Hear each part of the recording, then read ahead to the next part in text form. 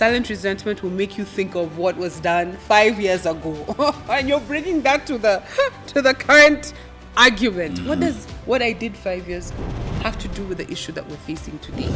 If I learn you, and any time I make a mistake in the marriage, I take it as a learning opportunity where I can learn. And learning in marriage is fun.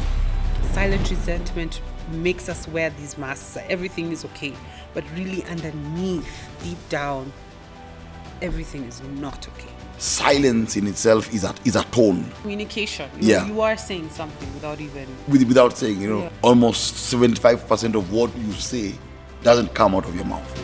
You can get the tone right. Yeah. But have wrong wording. Saying the wrong thing, but in the right way. In the right way. How? Give me an example.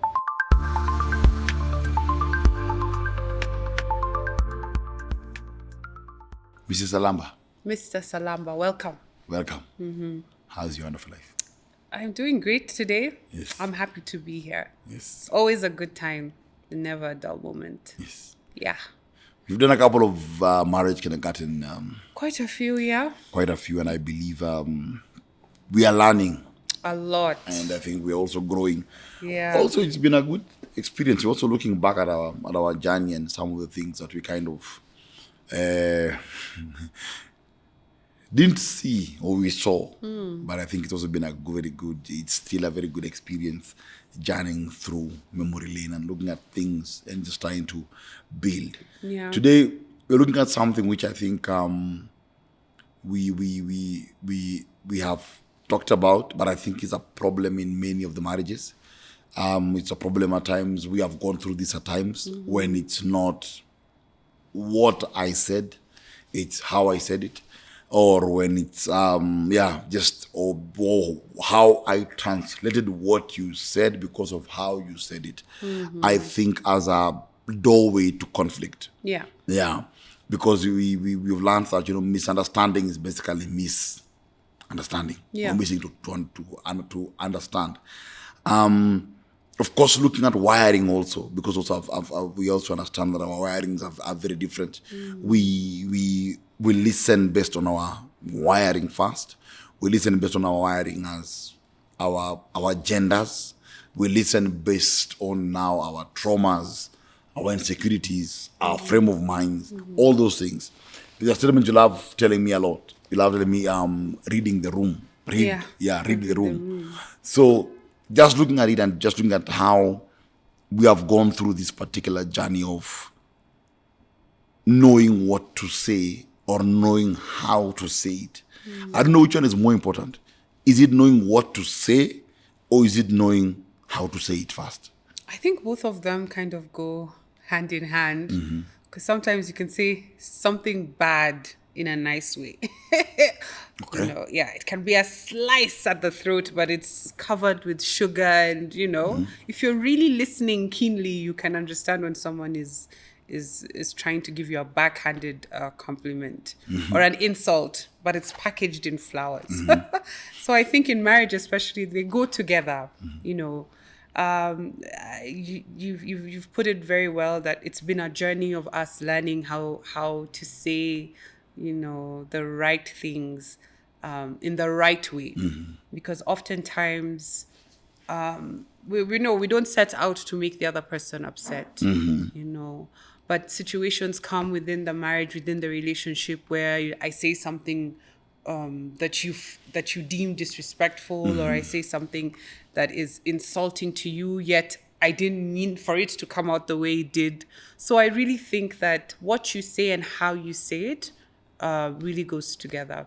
I think you usually like to say the tone and the undertone. Yeah, because we actually forget that when we talk, and this is something that is very, very important, because primary mistake number 1A that many human beings make is we all have a very foolish, I call it foolish, because it's something that you realize you're foolish over time, is when you learn that you are not a good communicator. I think that in marriage, when you approach marriage from the point that I'm not a good communicator, I'm a terrible communicator, but I'm going to learn how to communicate better. Yeah. Because the mistake we make in marriage is we assume that we are better communicators. So I think that I communicate well. I mean, I've been talking like this for my entire life. You know, if you get married at 40, you've been communicating that way for 40 years. Yeah. Yeah. And no one ever told you by the way you're communicating wrongly, you know. Yeah. So at work, I speak my mind. People say, me, I just say things as they are, you know. But marriage is actually, you don't actually say things as they are. At times in marriage, you say things and you have to plan it and package it and read it. And I think marriage is like the perfect place for you to learn how to package things. Because I think I've grown up being a very direct communicator. Like I usually, you know, this is what I need, or this is what I've observed, and I'm not happy with this, or this needs to change. But being in marriage has kind of taught me how to apply some wisdom to my communication. I'm like, so what? I just said that I needed ABCD to be done. I mean, this is what I need. I'm directly expressing what I need from you in that moment. But being in this marriage has kind of taught me how to slow down and maybe think, how can I package this in a way that it's more consumable, in a way that it doesn't seem like I'm demanding something to be done. Even though it does not have, in my mind, it might not have the connotation of, I want you to do this now. But the way in which I say it can leave you feeling a certain way. Yeah. Feeling like, you know, maybe you're being forced into something that you're not ready to do, or that, you know, I'm oblivious of anything else that you're doing and I want you to solve that problem right now. So I think that just being in the marriage has really taught me to look outside my own communication frame and just try and switch it. I don't know how I'm doing. I hope I'm doing much better. I'll tell you after we finish. By the time we finish, I'll give you the scorecard. From when we started. But yeah, I think that communicating in the right way is something that we really need to learn in marriage. And I'm happy that we're doing this discussion today, just to see how we can all come to the same page and communicate in a way that each one of us is understanding and not feeling misunderstood and not feeling like the other person is being abrasive in their approach. Yeah, because there are many things that take place in communication, I think. And I've seen that, you know, Yeah. I go back again to insecurities. Yeah. I go back to traumas again. There are things that are there. The only problem that maybe at times we over lean on them as excuses, but they are there. But I think when you talk about how we've gone through the conversations over the years, learning number one, how to be deliberate. Let me put it this way: learning how to be deliberate. In my head, it makes sense. Yeah. You see, it's just coming out. It makes sense. learning how to be deliberate in communicating in a way that I can be understood in few things. One, to be understood in what I'm trying to say. Yeah.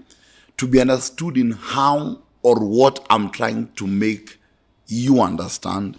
And number three, to make to communicate in a way that you will also understand me. Yeah. But the most critical thing is that what do I want to make you feel?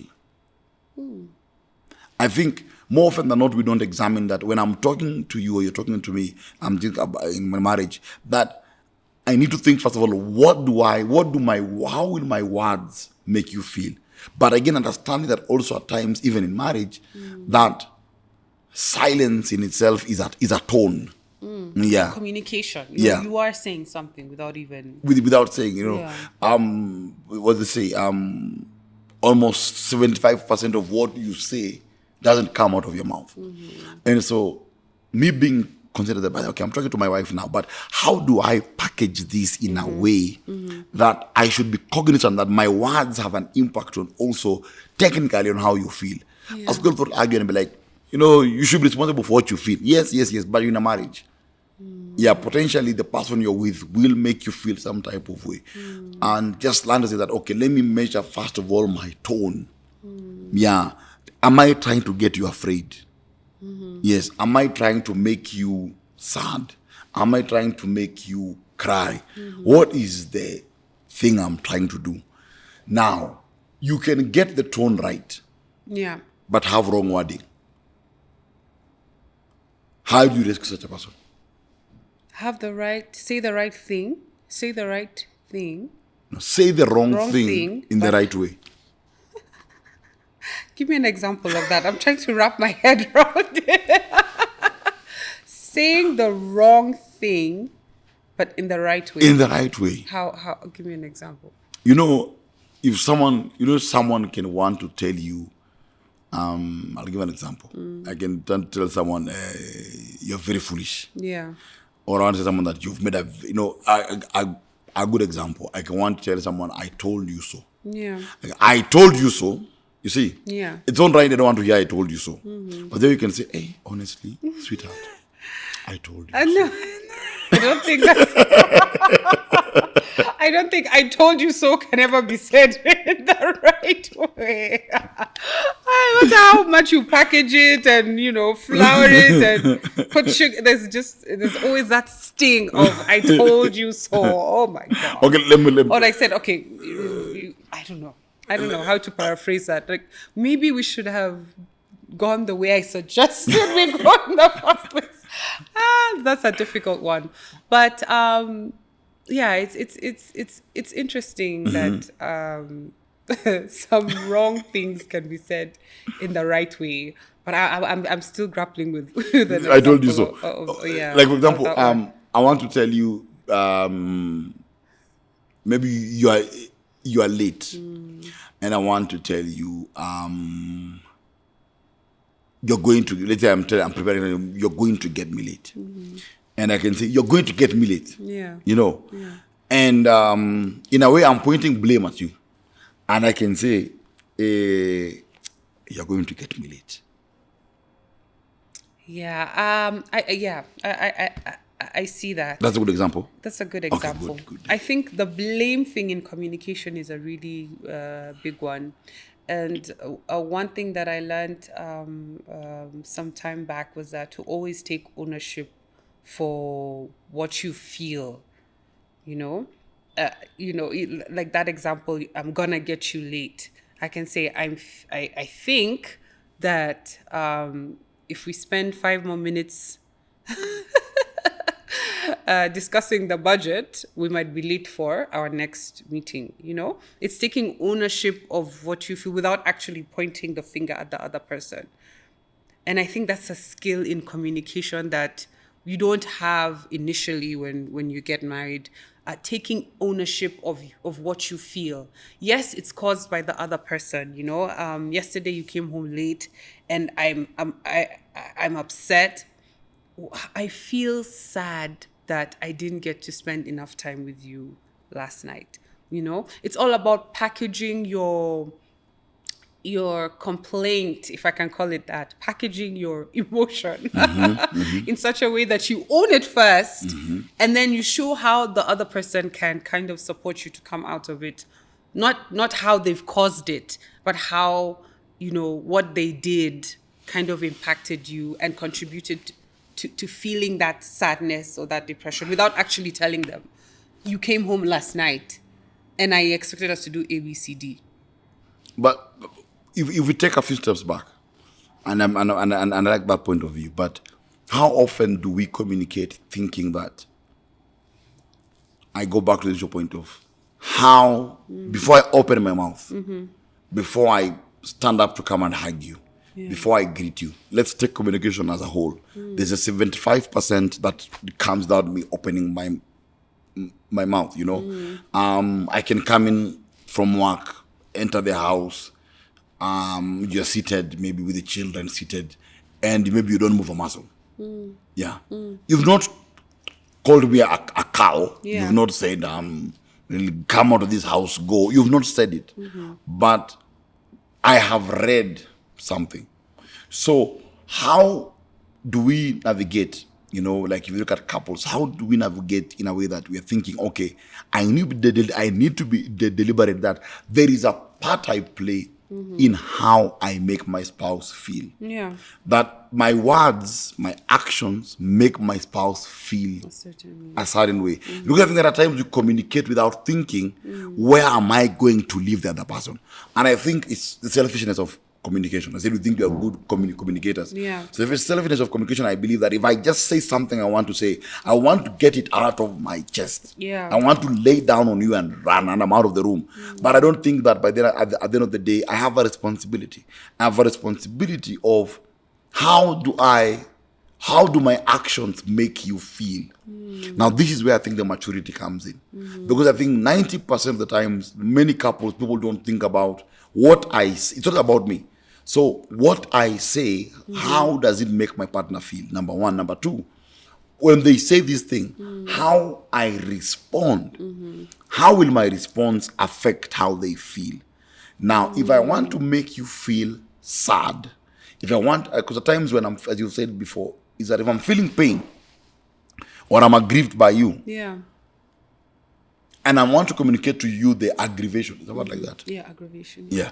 If I want to communicate to you the way I'm aggrieved, do I want to communicate to you that you understand that I'm aggrieved? To understand I feel pain? To challenge you to do better? Or do I want to finish by you feeling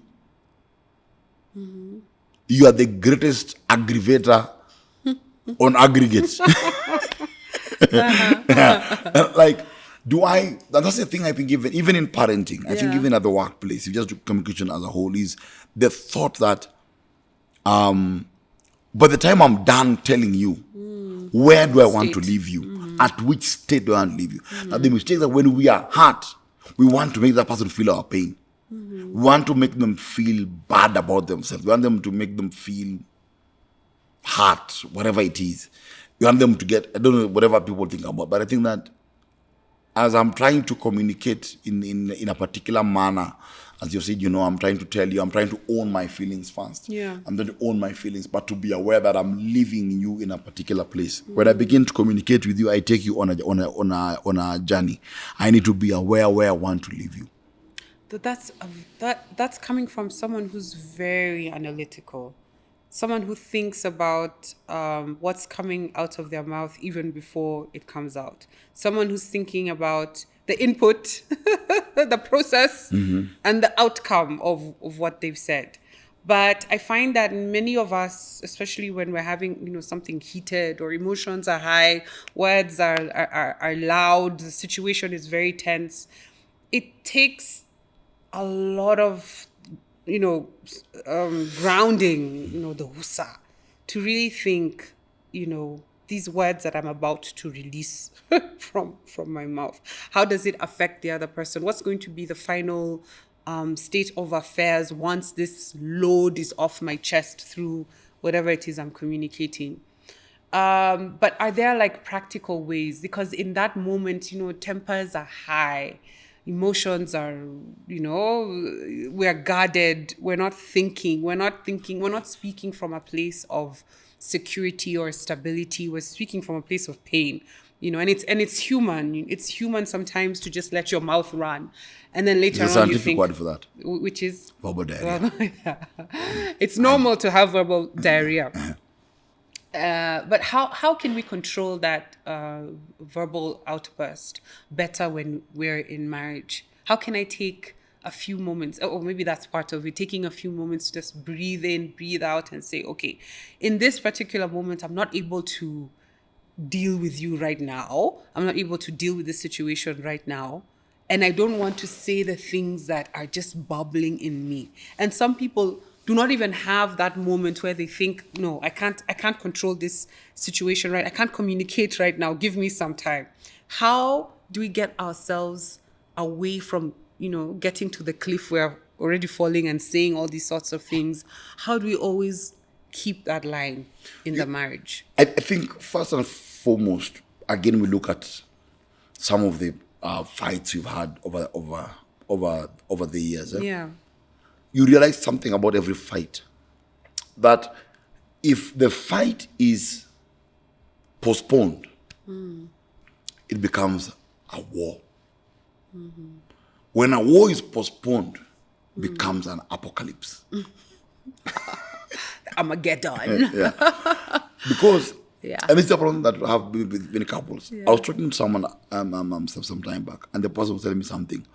I was telling him that, I'm moving to a place, I'm getting a level of silent resentment towards my partner. And I was telling them that now you're falling, you're free falling.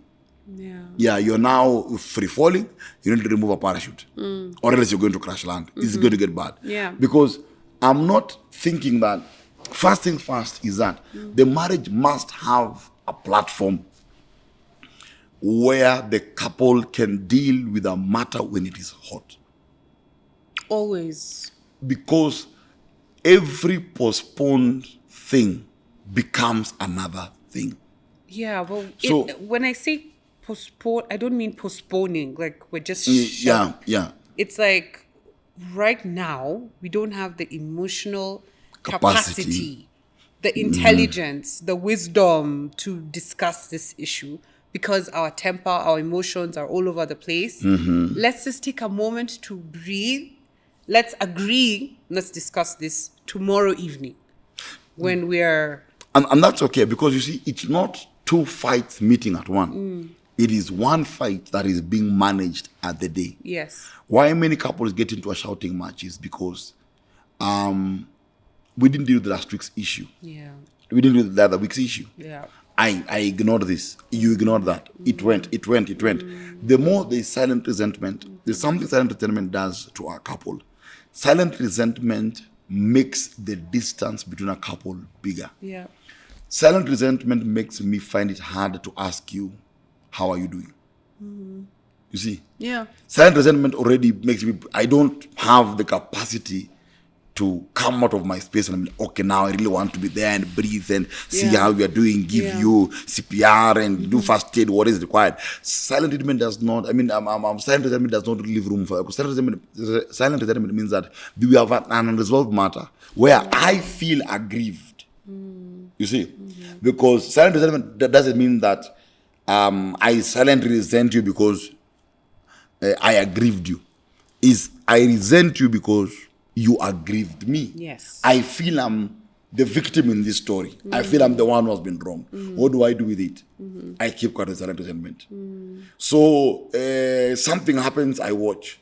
Now, over time, we get to boiling point. Yeah. When we get to boiling point, there is no way. Whatever I have in my heart has moved to, I was disappointed that you came late. Then I moved to, I was angry that you never apologized that you came late. Yep.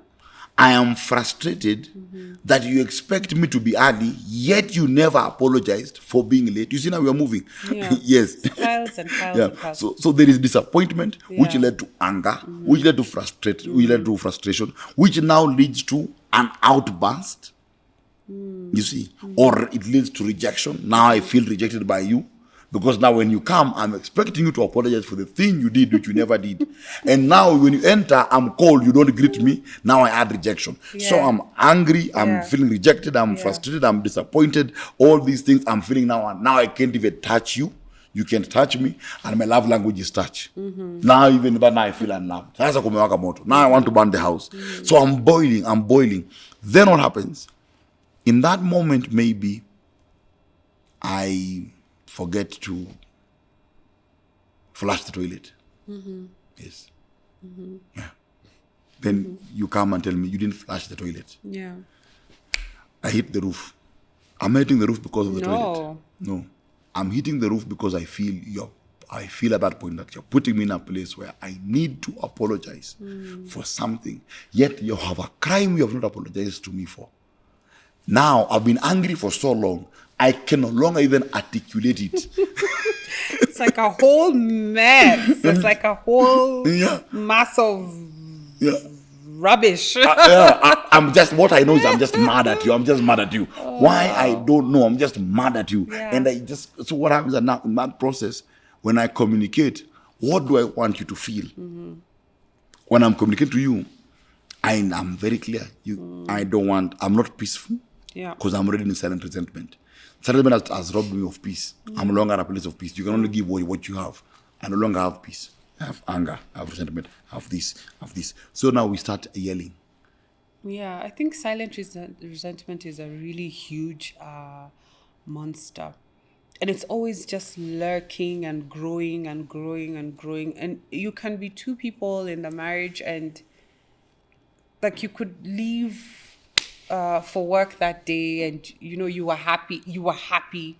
Silent resentment really comes with like a mask through it all because it just keeps piling and piling, and the more you're not confronting that issue, the more the issues are just coming up, and even the small issues kind of just add and make it into this huge mass of discontentment and rage and even hatred for your spouse.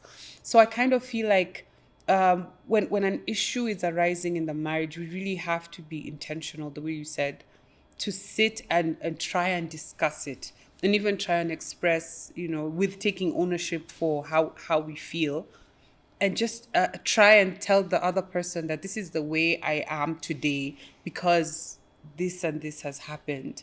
I don't know how we can work around it so that it doesn't happen again, or how can we better support each other so that we don't get ourselves into this position. Mm-hmm. So silent resentment is like a really... like it comes, I don't even know when it comes, but when it comes, then you have that last straw. Yeah, it's very silent. When the last straw lands, it's like an explosion and no one knows what you're arguing about. Like there's just so much emotion in that moment and you're not able to pinpoint on what the real issue is. And that's another thing with conflict. Like when we sit down and we're trying to resolve something, silent resentment will make you think of what was done 5 years ago. And you're bringing that to the current argument. What does what I did 5 years ago have to do with the issue that we're facing today?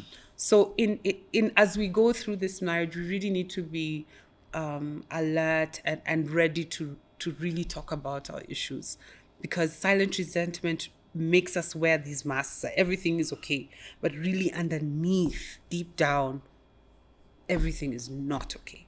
Even though the marriage on face value is functioning. Yeah. The children running around the children are in the house. The food is there. People are having dinner. You had breakfast together in the morning. Why is this issue blowing up the way it's blowing up? Because there's silent resentment that's seeped into the marriage. And you said something interesting. I think if you look at it on the realness of it. Yeah. The question that I never maybe ask, or you never ask, or... and I say you, me, I mean couples that ask each other, is what does forgiveness look like to you? Because at times, we say we are forgiven a matter. But what does forgiveness look like to me? Meaning that when I bring an issue to the marriage, what am I looking for? How does justice in the context of marriage look like? How does forgiveness look like to me? If I'm forgiving you of something, what does forgiveness look like? Does forgiveness mean that in a year's time I come back and tell you, but you remember, by the way, you did this and this to me, and I forgave you, but I'm bringing it up, I didn't forgive you really. No. So what does forgiveness mean? And again, this also means this. It doesn't mean in marriage that what also does an apology mean? Because we have the fights where someone says, I'm sorry, and it just goes on. How do you even apologize? Do you know some couples don't even know how to apologize? Remember when you were newlyweds, and I used to like saying, I'm sorry, but. Yes, I'm sorry. What do you mean, but? I'm sorry, but. It's not an apology. I moved on. I'm sorry, and. I'm sorry, and. There's always a huge explanation. The story is like the drop in the ocean, and then the ocean comes. The but is like a whole story that no one asked for. As in, just say sorry, and I'll do better next time. Like, what? How do people even say sorry? Because even in marriage, I felt like I had to learn even the word to come out. Like, it was a prayer item. It was a prayer item. We prayed. We fasted and we prayed. I mean, I even just saying, how do you apologize to someone? and it's a sincere apology, and the other person even feels like, okay, wow, this my partner today has really extended grace to me through forgiveness. How do we even apologize? What does a good apology look like in marriage? I think a good apology depends on what you're looking for. I believe that when you bring up a matter, you have to know what you're looking for. What will satisfy you? And the problem, that question, it's a sick question. It's a sick question because there are people where satisfaction is putting the other person down. Yeah. And making them feel so bad about, just crush them, and they feel good with that. So that's the sickness of that. And the ones who are told sorry and still the person is like, no, but, and you did not, and now I feel, but I did you hear me say so? I said sorry. The white flag has been waved. And you know what happened now? You get to a place, now someone stops. Yeah. And now they reload again. Yeah. They now reload now. Yeah. They're like, okay, now they come. It becomes another mess. So there's those who can't say sorry. And then there's also a group who cannot take a sorry. Sorry does not register in their in their system as anything. How do we help? But they bring issues. Yeah. I think well, I remember we were talking about fighting, right? Before you bring up an issue, I believe in a marriage, or in my marriage, talk about marriage, is know what you're looking for. As the person who's bringing the issue that's to be discussed. Yeah, I don't know if you there's a movie, I forget the name. The Merchants of Venice. Remember it? Did I watch that one? Did you watch the movie? Was it about the book? Maybe. It's a book and the movie. Yeah. And this guy was asking for, he wants his pound of flesh. Yeah. And he went to the judge and like, I want my pound of flesh. Give me my pound of flesh. And as they kept on going through the law, they discovered that yes, he can have his pound of flesh, but it is illegal. To make another person bleed. Okay. So you take your pound of flesh, but ensure that he doesn't bleed. You see? What is that? Yeah. Yeah. So he's basically being shown that the moral of it was that, he was very vengeful in trying to get his justice. That finally when the justice came, it was impossible to still get. That there was no level of retribution that was available to him. That could be enough to satisfy that. And he was being given another option. Like, no, I want my pound of flesh. I want my pound of flesh. And he went to the literal part to give me a pound of flesh. I'm fine, you can take it, but they'll also say that if you kill a man or makes him bleed or whatever. So I think that the problem in marriage is that what defines my pound of flesh? Am I bringing up an issue in the marriage to make the marriage better? Or am I bringing up an issue in the marriage to make the marriage worse? Do I believe that if I come and tell you a matter, something you've done to aggrieve me, am I bringing it in a way that is going to build and help the marriage to be better? Like, oh, okay, now I get it. Because again, this is the biggest gap. The biggest gap is that you may bring a matter to me, which if I have the intelligence that you bring it to build the marriage, you're not correcting me because you're going to build the marriage. Yes. And so my response should be, I'm learning something about you. And I'm like, okay, tell me more. Okay, I understand. So I should not say this. So help me understand. So I should say, oh, now I get it. The hardest things you find in marriage is that, and I think we've gone through this ourselves also in our journey, is that maybe you bring up a matter. Instead of me taking that, it's a learning opportunity. You're not saying I'm the worst husband. You're not saying I'm a criminal, I'm a thief. It's just that you're bringing up a matter and you're saying this matter, if you understand this matter, the marriage becomes better. So I have the maturity of, oh, by the way, okay. Oh, so when I passed you at the corridor, I didn't say hi to you. You felt I had rejected you. Oh, sorry. So what do? No, next time when you pass, give me a high five. Oh, I get it. But you know what happens in marriage?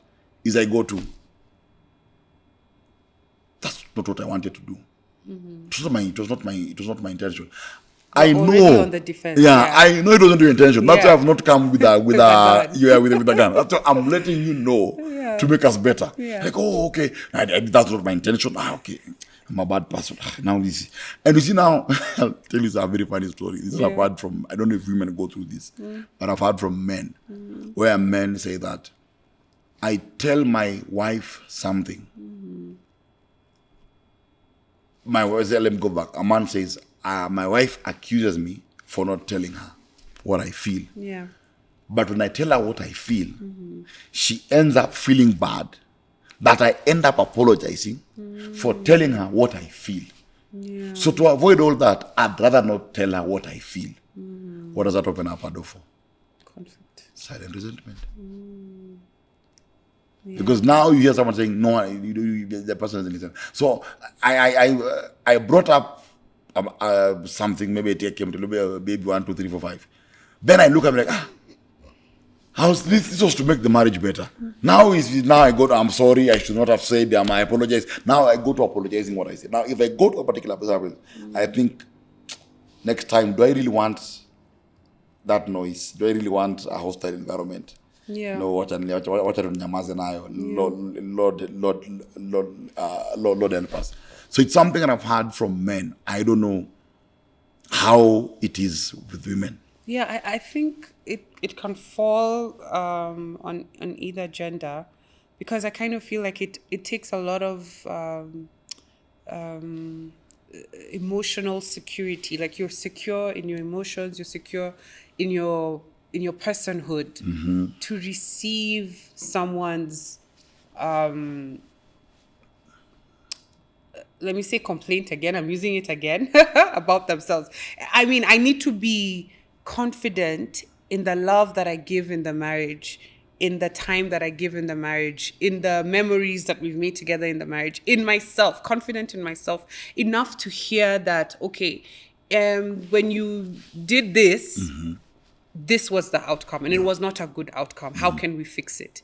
I need to be stable enough to also to hear from you where I'm not doing 100% okay, and not to meet it with like defense and, what do you mean I did not do ABCD to your satisfaction? I need to be in a position where I'm so confident in myself and in the love in the marriage, and to know you, that you're not coming from a bad place, you're not being malicious or anything, so that I may be able to receive that information and interpret it in my mind as something that is not happening well in the marriage. It's something that you've brought up that we can fix together to make that marriage flourish.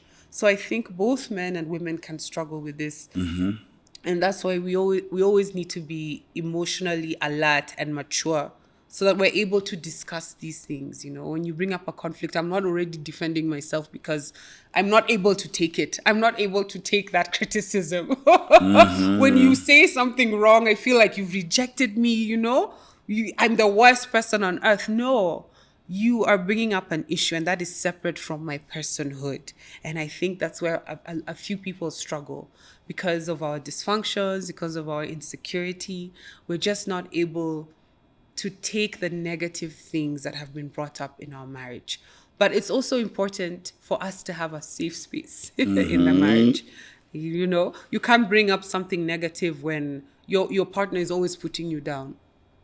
Yeah, it's not a safe space for you to be like, okay, on this occasion, it's actually true that I was supposed to pay the bill on the 15th, but I delayed and I paid on the 20th. And they've brought up the issue, and I just need to respond in a sober, mature way and explain why I didn't pay the bill on time as I said I would pay it. If you have an environment where it's a safe space, you love each other, you're respectful of each other, it's so much easier for us to bring up issues and to resolve them, and not our insecurities always screaming when an issue comes up. Yeah, because I think that's normally the biggest gap is the insecurities begin to shout. Yeah. And the first thing that people don't like is, and this is the biggest issue in conflict, is how do you translate when your partner points out an issue? What's your immediate translation? Translation one, which is a wrong one, is that I'm failing in everything. Translation 2 is that you are failing. You have no right to tell me I'm failing. Also. Yeah. That's That should be number one. That should be number one. Because you're always loaded. Okay, I didn't do, and you did not. That should be number one. We should change it. We should change it. Oh gosh, because you're always listening to respond and not really to understand and to really see, like, okay, Apakweli, I misstepped. Because if I learn you, and any time I make a mistake in the marriage, I take it as a learning opportunity where I can learn. And learning in marriage is fun. Always? No, it should be fun. It should be fun. Yeah, because I've learned some painful marriage lessons in our time of they're those ones that really step on your toes. Because there are those that go into the depths of your insecurity. Yeah. There are those that go to the depth of your insecurity. I think for both men and women, there are things that just go to the depth of your insecurity, and it leaves an echo. Yeah. It keeps on vibrating. Go to very many matters. Just go to the insecurities. Number one, I'm thinking of things. You've talked about communication. That's a critical thing. Talk about something, for example, like romance, for example. If a lady tells a guy, I need you to buy me flowers, or the way that is said, like, I love red flowers, it's how that is said determines if the person is going to learn you or not learn you. There's a lot of learning that takes place in when we are bringing issues up. But bill hasn't been paid on time. Or this has been taking place. Or the couple feels we're not having enough sex, or we're not having enough this, or there's no money, or you put all these things. If I look at them, I'm thinking, if I'm in a marriage, I'm looking at them. I'm like, I didn't marry my enemy. So first things first is to think, how do I learn you? If I learn you, then I can do better. So when you tell me, I've been waiting. I think the time we had a discussion like this, whereby you were like, if I'm going to wait for you for an hour, let me know it's going to be an hour or 2 hours. Yes. Yeah. Yes. Don't tell me you're almost, and I don't know how long it is. Yeah. And you see, my initial response is what? I'm not doing anything wrong. I'm just working. I'm in the office. You are the parking downstairs. I'm upstairs on 6th floor. What can I be doing wrong? But they came to an understanding. Well, no, I'll be here for 2 hours. Yeah. I'm doing an estimate, maybe 2 hours. And tell me, okay, let me go to the supermarket. Let me go to this particular place. Go grab a coffee. Yeah, Yeah, let me do something to unwind while I wait for you, so that I'm not wound up when you finally appear. When I finally appear, you are red. I've had my coffee. I've had my gelato. Yani, it's 2 hours. Take your 2 hours, but don't tell me 5 minutes and make me wait for 2 hours. I know. I learned. I found you red a few times. Thank you. I found you red. Yeah, it took us a while, but thank you. The Thank car you was for hot. coming to the meeting. The car was hot and cold at the same time. How is it hot and the cold time at the same time? It's called marriage. But it's hot So you see, it's part of, this is what I need to adapt to. It's part of the learning curve. I prefer you do this first, then I prefer you do that. I prefer you come. And I think if a marriage has that space where we can say whatever it is, but look at it as a learning opportunity, that I'm learning you. The correction is not telling me that I'm failing. No. The correction is telling me that I want to equip you as my spouse to know me, to know my seasons, my timings, to read the room, to know when my eyes are in a particular way, I don't want to hear such a thing. I want to deal with this in a particular time. I don't want to be asked about this now. I'm not in the space. I don't want to be. And we've seen that over the time. I think the nowadays it's very simple. I think there are times you just tell you, I don't want to deal with this right now. Yeah. And you don't follow me and let me know. You just let me be and move on, because I'm not in that headspace. So I think the hardest thing is just that learning. That when you tell me, when our husband tells the wife or our wife tells her husband something, is that, oh, okay, now I actually get it. I understand what you mean. So when you enter into the house, you feel rejected when I don't get up to hug you. Yeah. Not when I enter the house and you don't hug me, I feel rejected. But see, I'm busy with the children. You can't say I'm with the children. Now, yeah, paper too. Now, okay, I'm sorry. I do so many things with the children. I will see them from morning. I've been with them. They have been here. I've fed them. I've done this. I've done this. You understand? We go through so many things as women. I just said I want a hug. I just said I want a hug. Yeah, I think those scenarios have popped up in our marriage, here and there. Yeah. It's not about that. Oh, my man, we men, us men are doing many things. My man, I'm trying. That was not the point. Yeah. The point is just give me a hug. Yeah. If you hug me, this thing would have been finished. I'm just saying when I enter, please get up, give me a hug. Send me a text. Buy me a flower. I'm just saying, I'm not saying you're a bad husband. I'm not saying you're a bad man. I'm not saying you're unromantic. I'm not saying that you are not planning. I'm not saying you not build the house. Yeah. You build it. I'm not refusing. That's where it becomes. Now, when silent resentment kicks in, that's when now you have the undertones. Yeah. Now the undertones enter. Now, I'm being sarcastic, but I'm taking a jab. Yeah. So, can we go back then to the ABCs of now working through disagreements in marriage? How to resolve those conflicts? I think number one, bring up a matter knowing what you want. Do you just want to be heard? Yeah. And I think one of the biggest maturities, and I think I've seen this over the years, is maturity is just being able to say what you need. Yeah. And I think as adults, we are very funny people as adults because we get mad at children for not telling us what they need. But adults don't say what they need. Yeah. It's a very funny thing. It's not funny. It's funny, haha, not funny, haha. It's not a strange thing because we grow up in very different ways.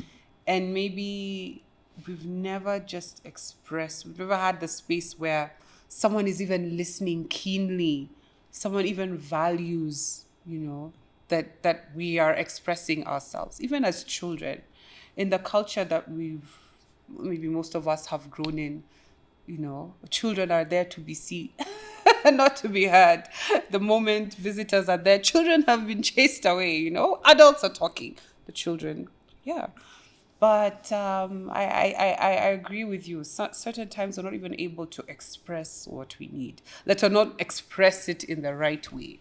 So how can we come to the place where we're really in tune with what we need and we can express it in our marriage? Because we can go back a bit and say, of course, the marriage must be a safe place, all of those things. But I think when you go to a bank and you want a loan, let's be honest, a bank is not a safe place. No. Yes. But you enter to the stranger, give them your pay slip, your ID, all those things. Tell them, I need a loan for 3 million to do 1, 2, 3, 4. You see, it's very easy. You go to a mechanic, you tell them what you need. I think one of the most critical equipment we can equip our spouses with in marriage is just telling them what we need. I think by articulating what we need reduces conflict by half. Just saying what we need. Just someone having the courage to say, fine, what's the worst my partner will tell me is that I cannot do this for you. I cannot. And you see, when you tell me I cannot, then we have to have the next conversation, which is what next? How does that help? What's next? No, we have to be what in next? The marriage. Yeah, now you cannot provide the need that I. Yes, but we've had an open discussion about it. Yeah. Because I've dealt with couples whereby I've always asked a simple question to couples that, what is it easier? Was it easier just to walk up? I've done this maybe in a couple that have had infidelity. Just come, you ask someone easily. Yeah. What would you have preferred? Your partner to tell you that, by the way, I feel, let's go to the extreme. I feel our sex life has become boring. We need to spice things up. Yeah. Would you prefer they tell you that to your face?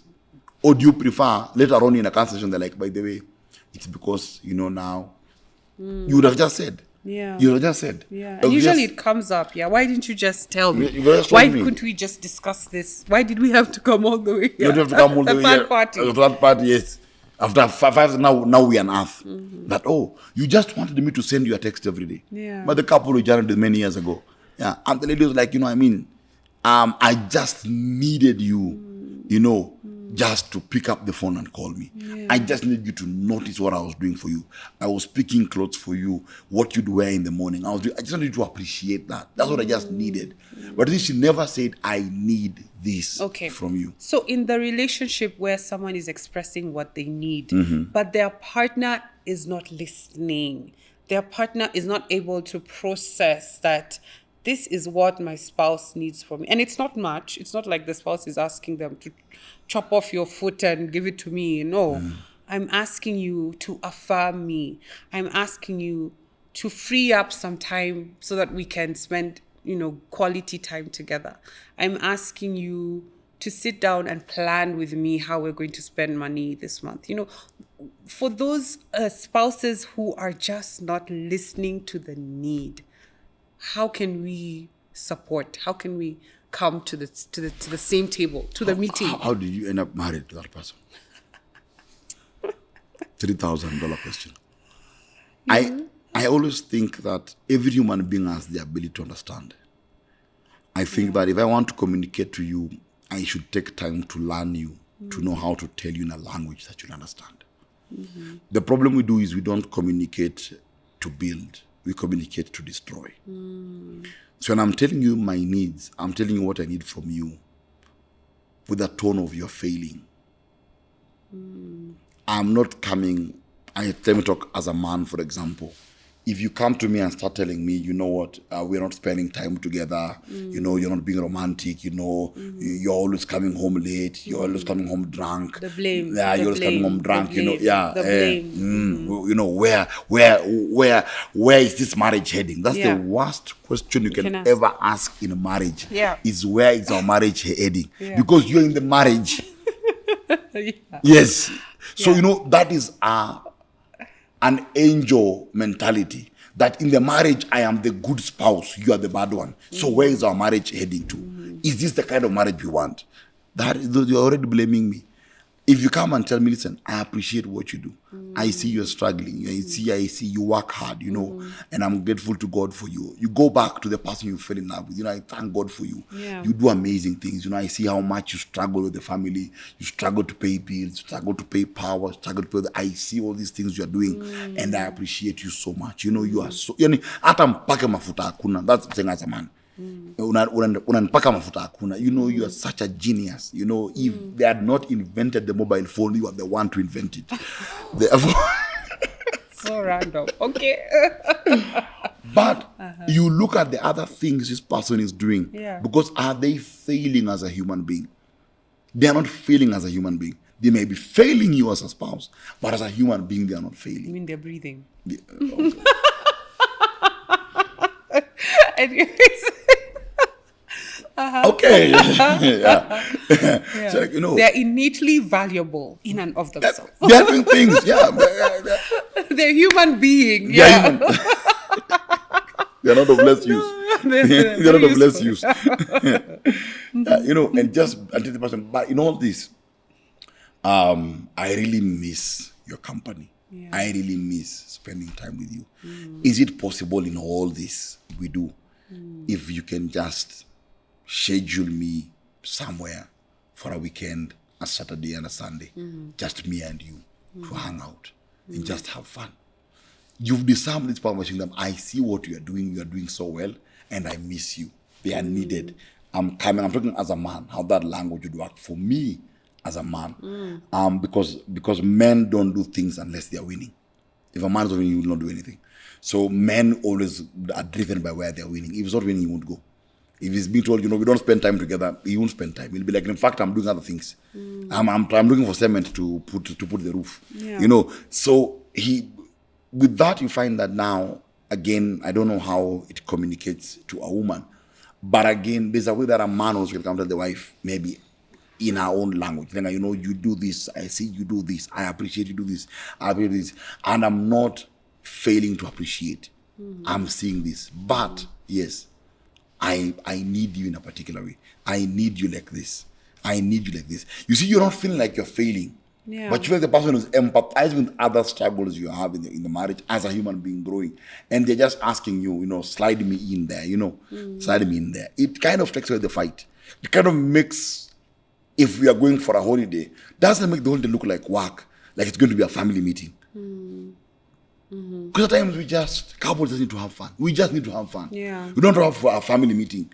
So, we know, but now you come to, then again, to measure the level of demand. You don't come to someone with everything. We don't budget together. We don't plan together. We don't pray together. Yeah. We don't play together. That's the last time we had sex. People are building houses. And then the neighbors, what? Yeah. It's overwhelming. It's overwhelming a bit. Bring the person in a bit. So as you're saying, just to answer just to bring back the answer to that question, that I think the first thing is that how do I communicate those needs to a person who doesn't hear? Everyone can hear. But everyone also wants to see. Everyone in a relationship wants to see that they are seen. Do you see me? Do you appreciate me? Yeah. Then to the appreciation, now slide the other thing. But don't slide it like a demand. Slide it like you need me. Because even to a wife, if she's told by the husband, I need you.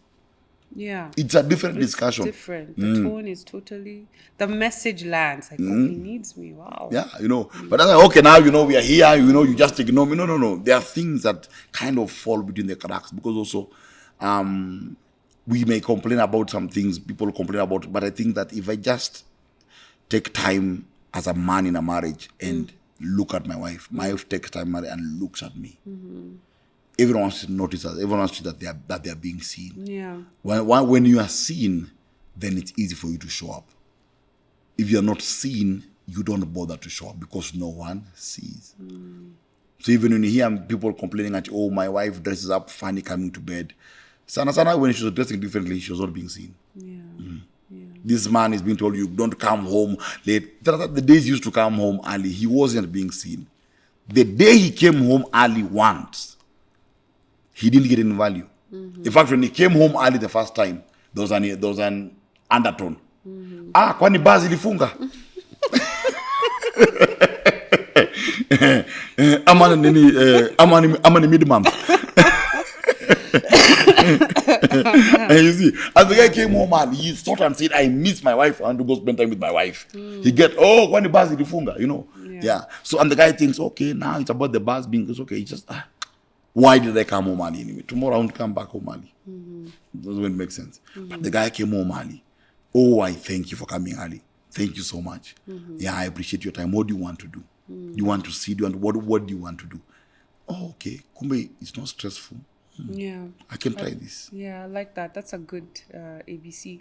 Is there another way then that we can resolve conflict? Expressing our needs and having someone to listen to them, to understand us and not just to respond. Is there another way, practically? Focus on the issue, not on the person. Focus on the issue. And then the other person should also understand that it is the issue. It's the issue. And not me as a person. Them, yeah. It's always like a two-edged. Yeah, it's the glass on the floor. Yeah. I'm not saying you're careless. It is a glass on the floor. I'm not saying you're lazy. Yes, it's the thing. Focus on the issue. When you focus on the issue, that's very direct, very simple. I can give it in 3 or 4 things. Can I do that? Yeah, sure. Good. Of course. This is our couch. Yes. Number 1, I said, know what you want. Yeah. Know what you want. Know if you want to vent, if you want an apology, if you want restitution, if you want look for what you want, but know what you want. When you get it, stop. Yes. Know what you want. When you get it, stop. So know what you want. Do you want an apology? Do you want to vent? Do you want to be listened to? Do you want them to respond? Do you want an explanation? Look for what you want. Yes. That's why I think I said I went off course talking about the needs. But when you are clear, you can tell your partner, listen, I'm telling you this because I want an explanation. I want to understand. Explain to me, please. But you can't say, I want an apology. You can't say an apology. So how do you? When you want an explanation, Yeah. is when you say, I want to understand why. Okay. Help me understand. So you know, I can say, I'm sorry. Tell me, no, I want to understand why. The problem is that I want to know why. The other is, don't say anything. I just want to vent. I just want to speak my mind and finish. Yeah. And move to the next thing. And we move on. So know what you want. Number 2, focus on the issue. Yeah. Don't change focus. Keep your eyes on the issue. We are talking about you didn't pick me up at 4. Yeah. That is the That issue. is it. You're not talking about your grandmother, your family, where it comes from. No. You didn't parent last year. No. I don't want, the issue is this one. This is the issue Yeah. that I want. Focus on the issue. Number 3, you have to keep it civil. No name calling. Yeah. Yeah. At all. No name calling, no insults, nothing. Number 4, which is the most critical, is this. When it ascends to an altitude you cannot manage, always find a way to call the truce. Find a truce. What is a truce? A truce is when the tensions have gone high, one of you must know how to de-escalate. There must be these de-escalation methods that the couple agrees on. Yeah. One can be a joke. Number 2 can be an act of service. A joke in the middle of. Because if you have an understanding, you will know I'm cracking a joke is my way of saying we have gone too high lengths. Yeah. Or ask someone, can I get you a glass of water? Yeah. Yeah. Or hold their hand. Or hold their hand, yeah. More often than not, by the way, it's normally in the languages of love. At times, you can detach, act of service, bring them something, speak a word, say them, you are a very wise person. Yes. And I know you have a point. Can we drink water first? Yes. Yeah. I love these very practical ways Yeah. that we can de-escalate. But never tell someone, Yeah. why are you getting upset? Yeah. You are clearly upset. Yeah. Oh, you're too dramatic. You're too dramatic here. You're Yeah. too emotional. You're too emotional. Ooh. Once you start labeling, Yeah. kufa It's dead. over. Yes. Yeah. You don't call labels. Just focus on the issue. When it's too hot, de-escalate. De-escalate with, can I make you a cup of coffee? Do you want an egg? It can be at midnight. An egg. Yes. Do you want an egg? I feel like eating eggs. You want an egg? If you have a code, you'll know it's gone too hot. Let's calm down a bit. That break of making an egg can actually calm things down. That's why it's so important to keep the friendship. Because if the friendship is not there, there's no way that joke is going to land during a heated argument. There's no way. You're offering me an egg at midnight. You don't take and me I seriously. take it as an olive. No, there's no way. So know- friendship, our friendship has to always be intact. I always have to have in the forefront of my mind that this is my friend. This is my husband, but he is my friend. He is my friend. And whatever we're going through here, we will go through. But at the end of the day, I want to keep my friend. And marriages, we just have to keep fighting for our friendship. I think it's what's really helped us, come through some really tight corners and tight issues. Yeah, knowing that we've had good times together. We've made memories together. This is my friend. This is my friend. That's what's really helped us during the crazy times. Yeah. Yeah. At the end of the day, you're talking to your friend. Yeah. You're having a disagreement with your friend. Yeah. That's good. Yeah. Very good. That's marriage kindergarten. Yeah. You understand? No takeaways? That's the takeaway. That's the takeaway. Takeaways of To keep the friendship. That's the takeaway. I love it. There's no takeaway bigger than that. That's the takeaway of takeaways. Yeah.